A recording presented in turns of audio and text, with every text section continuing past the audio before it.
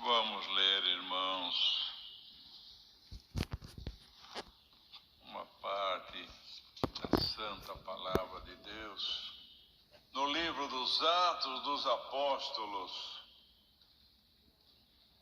capítulo 4. Atos dos Apóstolos, capítulo 4, verso 32. E era o coração e a alma da multidão dos que criam, e ninguém dizia que coisa alguma do que possuía era sua própria, mas todas as coisas lhe eram comuns. E os apóstolos davam com grande poder testemunho da ressurreição do Senhor Jesus, e em todos eles havia abundante graça. Não havia, pois, entre eles necessitado algum, porque todos os que possuíam herdades ou casas, vendendo-as, traziam o preço do que fora vendido e o depositavam aos pés dos apóstolos. E repartia-se por cada um, segundo a necessidade que cada um tinha. Então José, cognominado pelos apóstolos Barnabé, que traduzido é filho da consolação, levita, natural de Chipre, possuía uma herdade, vendeu-a e trouxe o preço e o depositou aos pés dos apóstolos.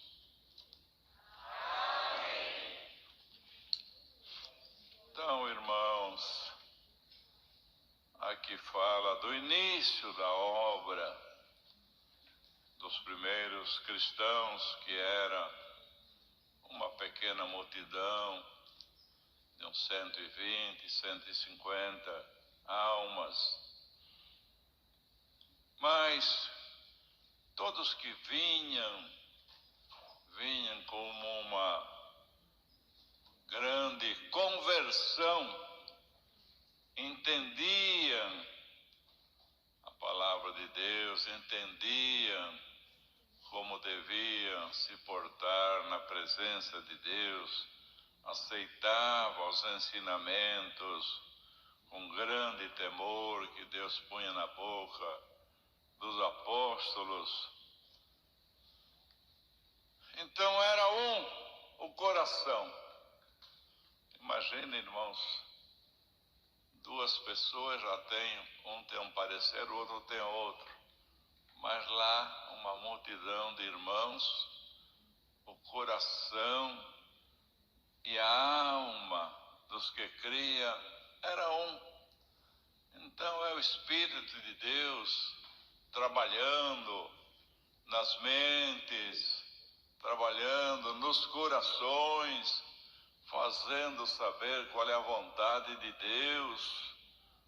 É o que nós também precisamos, não é, irmãos? Quando sabemos que alguma coisa não corre bem, parece que um fala A, outro fala B. O nosso Deus não é de confusão.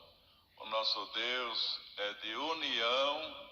Ele se agrada com boas palavras e Ele se agrada que nós tenhamos sempre uma comunhão perfeita com Ele. E quando nós temos uma comunhão perfeita, irmãos, a nossa oração também, ela entra no santuário de Deus.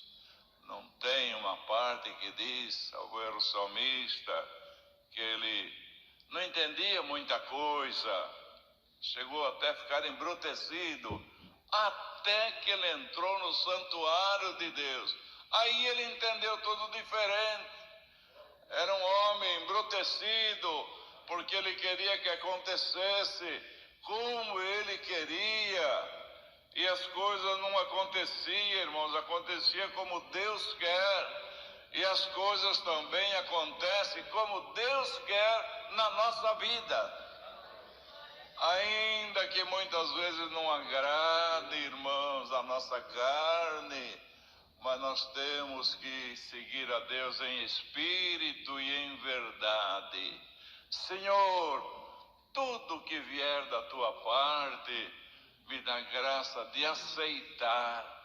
Não deixa eu murmurar, não deixa eu me revoltar, Senhor, nem contra ti, nem contra os meus irmãos, nem descontar na família. Não, me ajuda a entender, Senhor, a tua palavra. Me ajuda a entender o teu querer. Me faça mais manso, me faça mais humilde, porque tem pessoas, irmão, que nem percebe, mas está sempre mal-humorado, está sempre pronto para dar uma resposta que não deveria dar, não é? Isto não vem de Deus. O Senhor Jesus, não é que Ele ensinou e praticava. Aprendei de mim, que sou manso e humilde de coração, e encontrareis descanso para as vossas almas.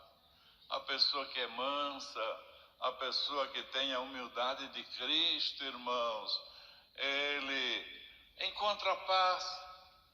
Paz com o marido, paz com a mulher, paz com a irmandade, não é? Houve alguma coisa que neste mundo estamos sujeitos, ele tem a humildade, fala, olha, me perdoe, em nome do Senhor Jesus, não tenha vergonha não.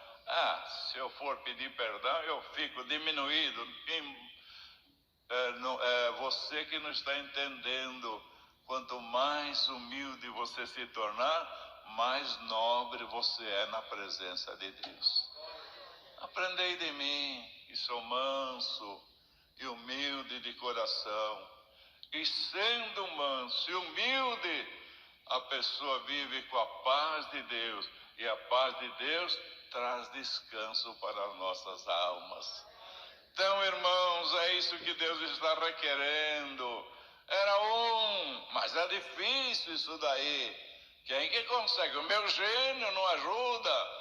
Como é que existiu esse povo que tinha, irmãos, esta compreensão, este temor, esta mansidão, esta caridade? Está escrito aqui na Bíblia, era o coração e a alma da multidão dos que criam. Todos pensavam igual, todos tinham a mesma comunhão, todos tinham um sentimento de colaborar, todos tinham um sentimento, irmão, de ver a situação do seu próximo. Porque neste mundo, no geral, a pessoa diz, eu tenho que cuidar de mim, da minha família, já é muito. Agora, se eu for olhar para todo mundo, como é que fica, não é? Mas aqui não. Ninguém dizia que coisa alguma do que possuía era sua própria. Ninguém. Olha, irmão, não é uma pessoa que tinha caridade lá, não. A caridade de Deus era tomada toda aquela irmandade. Então ninguém dizia que alguma coisa do que possuía era sua própria, mas todas as coisas lhe eram comum. E eles repartiam. Sendo assim, tendo esta caridade no coração, o coração e a alma eram então um era mais abastado, o outro menos, mas via a necessidade dos seus irmãos e queria que o seu irmão se igualasse a ele. Eu tenho pão na minha mesa, tenho fartura na minha casa, eu quero que o meu irmão tenha também. É como já disse, no mundo, cada um vive a sua vida e diz que ninguém pode salvar o mundo, mas aqui não. A irmandade que Deus chamou, ele se preocupava com os seus irmãos. Eu tenho meu pão na mesa, mas meu irmão não tem. Preciso fazer alguma coisa. Então, irmãos, aqueles que eram mais abastados, vendia a sua propriedade e levava o total, aos pés dos apóstolos. Veja, irmãos, quando Deus transforma um coração, até que ponto chega o benefício que Deus proporciona para o seu povo. Alguém pode vender uma propriedade por 100, falar, eu vou dar 10 na obra de Deus, 20, não é? Mas dar os 100 integralmente, é uma coisa mais difícil de a pessoa abrir o coração. Mas aqui não, todas as coisas lhe eram comuns, não havia entre eles necessitados, porque todos que possuem herdades ou casas, vendendo, trazia o preço do que fora vendido, preço total, e os depositavam aos pés dos apóstolos. Então se repartia por cada um segundo a necessidade que cada um tinha. Então era repartido, irmãos. Chegou um ponto, nível, que não tinha diferença. O irmão que era mais abastado, o irmão, o outro não tinha pão. Não. Era todos iguais, permitido por Deus, porque o amor de Cristo estava naqueles corações, a caridade estava naqueles corações. E com isto, irmão, ninguém dizia que coisa alguma era sua própria, porque quando entra a caridade, quando entra o temor de Deus, quando entra uma conversão perfeita, irmãos, nós vamos nos desligando deste mundo e nos vamos ligando aos céus. Porque no mundo, irmãos, a pessoa tem 10, ele quer 100. Se ele conseguir 100, ele quer 1000. Se ele conseguir 1000, e aí, por aí vai. Isso está perante os nossos olhos, não é isso? Mas o crente não. O crente diz, se o meu irmão tem 10, eu tenho 100, é porque Deus me abençoou. Então eu tenho uma obrigação de colaborar com meu irmão. Assim é na parte material e também na espiritual, irmãos. Tem aqueles fraquinhos no nosso meio que ainda não entenderam bem a graça, praticam coisas que nem repara perante os nossos olhos. E alguém está sempre preparado, com a pedrinha na mão para tirar, preparado para criticar. Não, irmão, irmã, hoje o Senhor quer que o apóstolo não dizia, irmãos, eu me faço de fraco para ganhar os fracos. Está escrito lá, e ele fazia. Então, trabalha desta maneira. Você tem o teu irmão fraquinho, que a porção dele, falamos de material, agora de espiritual, a porção dele é muito pequena, reparta com ele.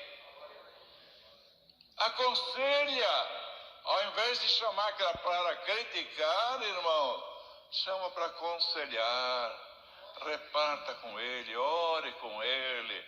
Deus te deu uma porção maior, espiritual. Deus, enfim, quis te abençoar com uma porção maior. Então reparta também com teu irmão, com a tua irmã, orando por ele, fazendo visita, e se for necessário pôr a mão no bolso também, põe a mão no bolso. Tudo isto significa providência de Deus, porque Deus quer que o coração e a alma de todos aqueles que creram seja um na presença de Deus.